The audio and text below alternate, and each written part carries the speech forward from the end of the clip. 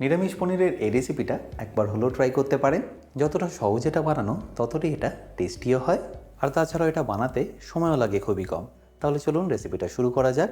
By the way, আমি chef Atanu, আপনারা দেখছেন অতনু রান্নাঘর, আর আজকে আমাদের রেসিপি নিরামিষ পনিরে। তাহলে নিরামিষ পনিরটা বানানোর জন্য সবার প্রথম আপনাদের এখানে কয়েকটা টমেটো কেটে নিতে হবে, যেটা দিয়ে বেসিক্যালি আমি একটা পেস্ট বানিয়ে নেবো। আর টমেটোগুলোকে এইভাবে আপনারা রাফলি কেটে নেবেন। একটু ছোটো ছোটো করে কাটলে কী হবে, পেস্টটা করতে সুবিধা হবে।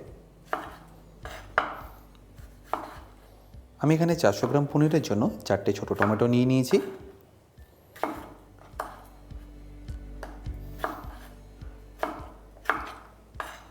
যেগুলোকে আমি কাটা হয়ে গেলেই দিয়ে দেবো মিক্সির মধ্যে।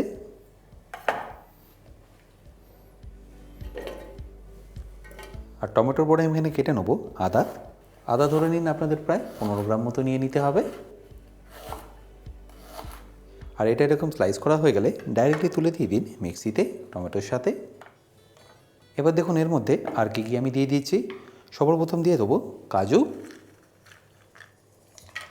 400 গ্রাম পনিরের জন্য আপনাদের লাগবে 150 গ্রাম কাজু। কাজুর পরে আমি দিয়ে দেবো 4 বড় চা চামচ পোস্ত।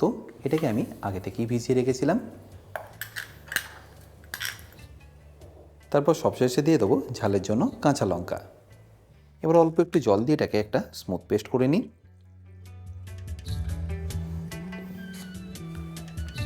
আচ্ছা, এবার আমি এখানে একটা ফ্রাইং প্যান নিয়ে নিয়েছি আর গ্যাসটা অন করে নিচ্ছি, কারণ এখানে আমি কয়েকটা মশলা ভেজে নেবো। তার মধ্যে থাকছে 1 বড় চা চামচ গোটা জিরে, 4টে শুকনো লঙ্কা, 2 বড় চা চামচ গোটা ধনে, আর 1 চা চামচ গোটা গোলমরিচ। এবার এই ফ্রাইং প্যানটা গরম হয়ে গেলেই ডাইরেক্টলি মশলাগুলোকে এখানে দিয়ে দিচ্ছি।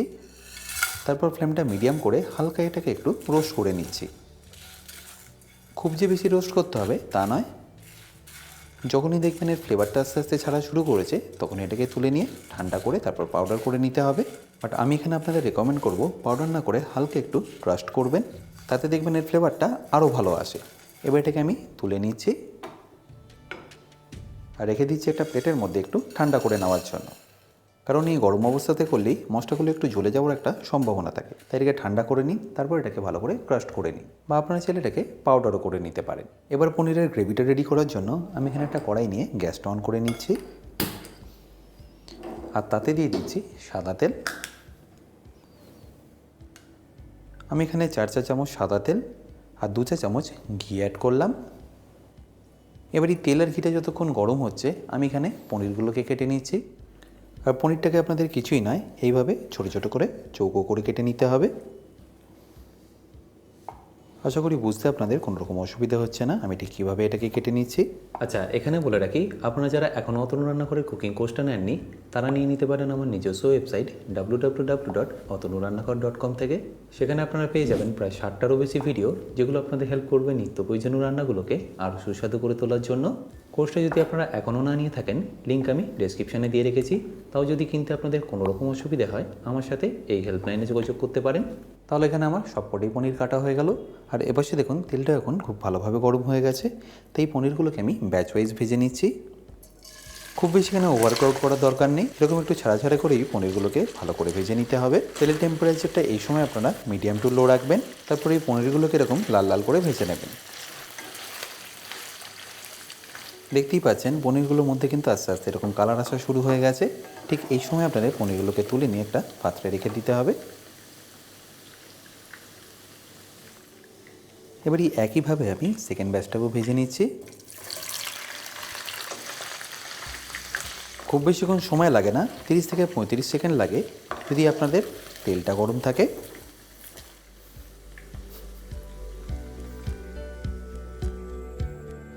এবারই একই তেলের মধ্যে আমি দিয়ে দেবো কয়েকটা দারচিনির টুকরো, সাথে কয়েকটা এলাচ আর লবঙ্গ। তারপর ফ্লেমটা লো রেখে এটাকে ভালো করে একবার মিশিয়ে নিন। যখনই এর মধ্যে থেকে ফ্লেভারটা ছেড়ে দেবে, তখনই যে পেস্ট আমরা করেছিলাম সেটা এখানে দিয়ে দিতে হবে। আচ্ছা, এখানে মিক্সিটা ধুয়ে জলটাও আমি দিয়ে দিচ্ছি।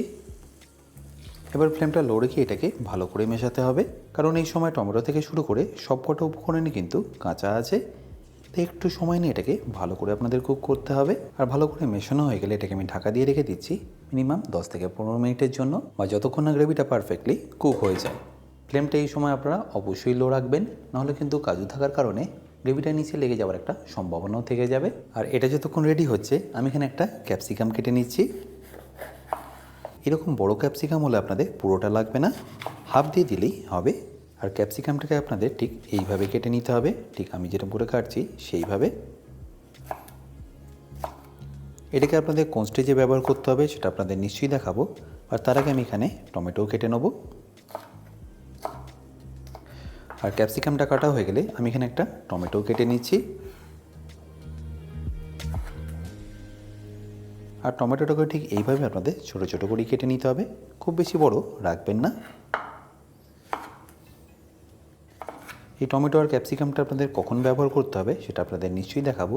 আর তার আগে দেখে নিন গ্রেভিটা কিন্তু আস্তে আস্তে বেশ অনেকটাই কুক হয়ে গেছে। আর অবশ্যই 4 থেকে 5 মিনিট পরে পরে একবার ভালো করে এইভাবে মিশিয়ে নেবেন। কাজু থাকার কারণে এটা বেশ অনেকটাই ছেটকাবে, সেই জন্য এটাকে ঢাকা দিয়ে কুক করে নিন।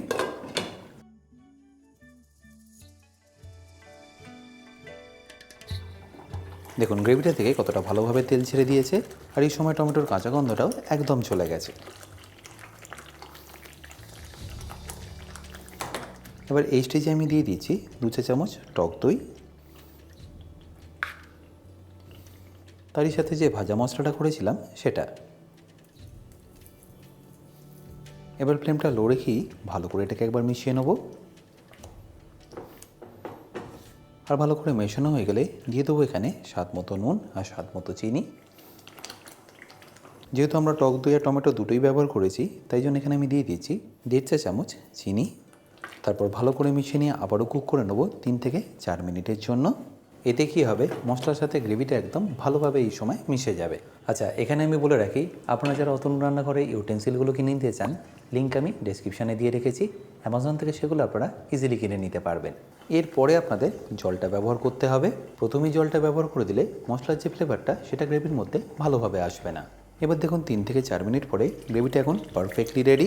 এই সময় আমি এখানে দিয়ে দেবো ক্যাপসিকাম আর টমেটোটা, যেটা আমরা আগে থেকেই কেটে রেখেছিলাম। তারপর এটাকে একবার ভালো করে মিশিয়ে নিয়ে দিয়ে দেবো এখানে সামান্য একটু জল। খুব বেশি জল লাগবে না, কারণ গ্রেভিটাকে আমি সেমি গ্রেভি রাখতে চাইছি।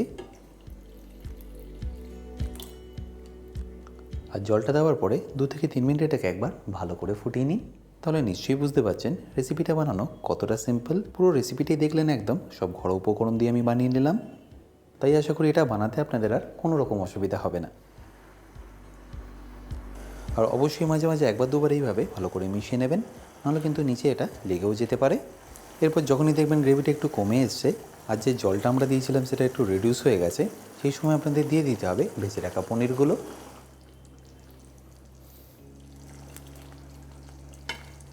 আর পনিরটা দেওয়ার পরে আপনাদের খুব বেশিক্ষণ কুক করতে হবে না, 1 থেকে 1.5 মিনিট কুক করে নিলেই হবে।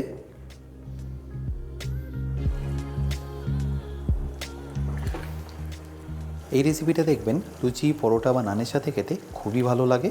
যে কোনো বিশেষ দিনে বা হাতে কম সময় থাকলে এই রেসিপিটা আপনারা ইজিলি বানিয়ে নিতে পারবেন।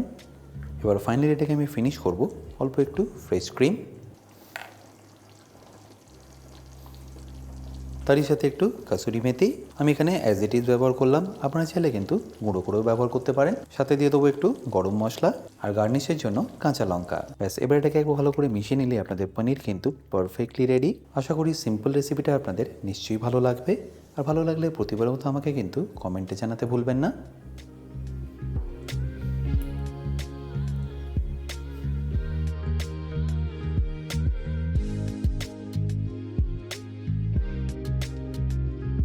বাই দ্য ওয়ে, আমি শেফ অতনু, আপনারা দেখছিলেন অতনু রান্নাঘর। দেখা হচ্ছে আপনাদের সাথে একটা নতুন রেসিপি নিয়ে নেক্সট এপিসোডে। ভালো থাকবেন, সুস্থ থাকবেন।